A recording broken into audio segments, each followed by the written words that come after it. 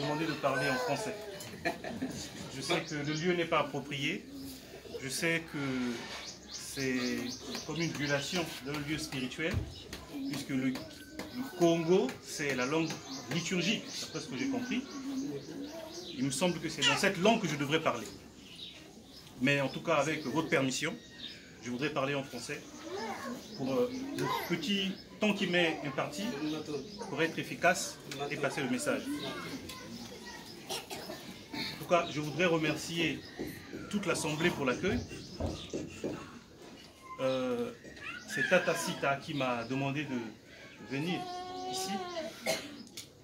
J'étais venu depuis le 24 décembre pour 2 mois dans la section de la Ligue panafricaine du Congo, parce que nous sommes dans plusieurs pays africains, y compris en Occident. J'étais venu pour travailler avec la section du Congo-Brazzaville. Le 12 janvier, je me suis rendu à Mbanza-Ndunga, parce que dans le projet qui est le nôtre, il y a aussi un travail de repérage des lieux où les figures historiques qui ont combattu la colonisation. Effectivement, je suis très content de voir toutes ces figures ici.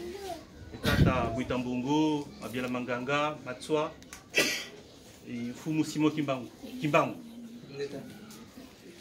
Et donc j'étais à Mbanza-Ndunga, j'ai eu une fracture dans la parcelle où habitait Bouitambongo, ce qui m'a valu 3 semaines de plâtre. Et là j'ai une attelle chevillère. Malgré ça, j'ai voulu venir pour vous saluer.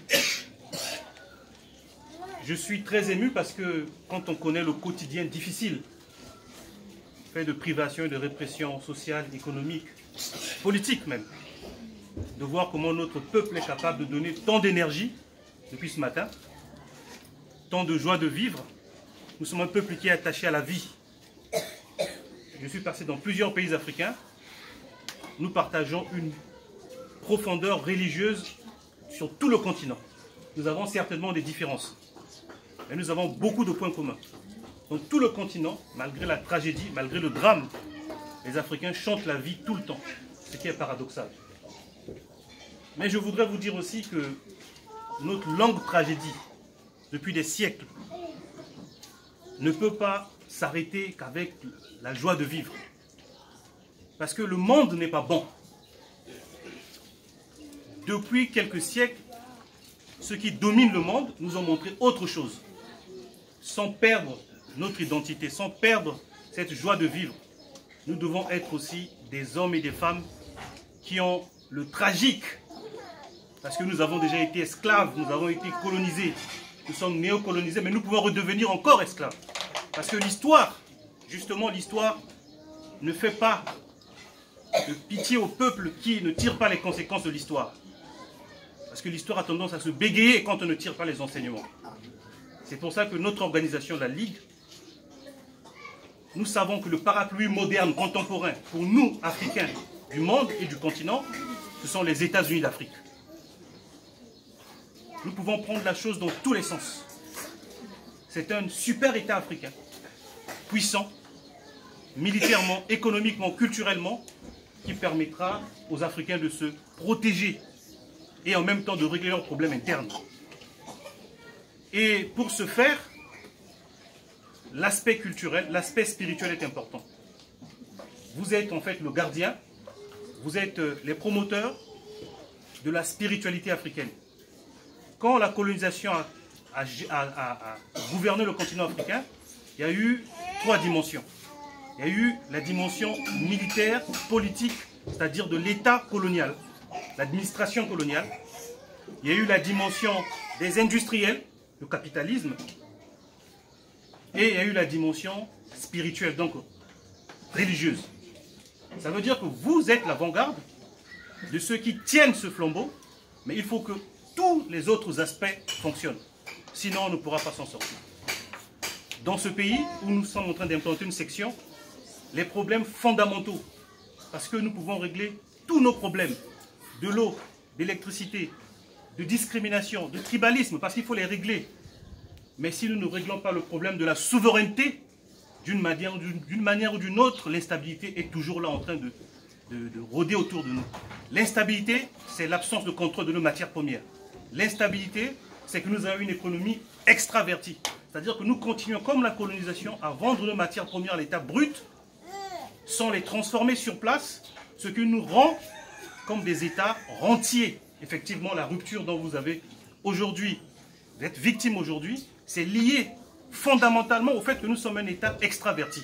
C'est-à-dire que c'est la poursuite de la colonisation.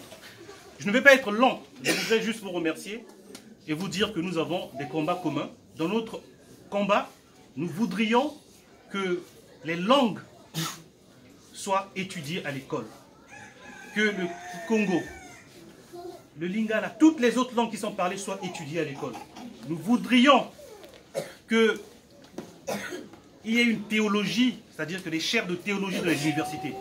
Que ceux qui sont l'avant-garde de la spiritualité africaine qui tient encore debout ne puissent plus le faire dans des endroits reculés, marginaux.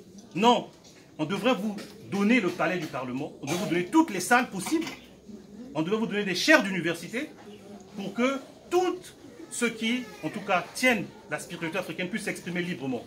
Et je remercie d'autres obédiences de la religion africaine qui sont venues, puisque je vous ai vu parler. Nous voudrions dans notre programme qu'il y ait un clergé africain. Que tous ceux qui, quelles que soient leurs différences, parce que la liberté la plus ultime chez un peuple, c'est de définir soi-même sa façon de penser, de prier. Si vous l'avez perdu, vous avez perdu tout. Et c'est pour cela que vous soyez Bundu Dia Congo, qu'il y ait d'autres à côté. Nous devons accepter ces différences. Parce que ces différences, c'est aussi le prix de la liberté. Et nous voudrions, nous, dans notre organisation, dans tous les pays africains où nous sommes, si nous pouvons prendre, effectivement, il faut le dire, le pouvoir politique, il faut permettre à toutes les religions africaines d'avoir un clergé, d'avoir une reconnaissance politique de l'État, puisque je rappelle que la question du culte, ça relève du ministère de l'Intérieur, donc ce n'est pas une question qui est civile, que vous ayez aussi le protocole d'État.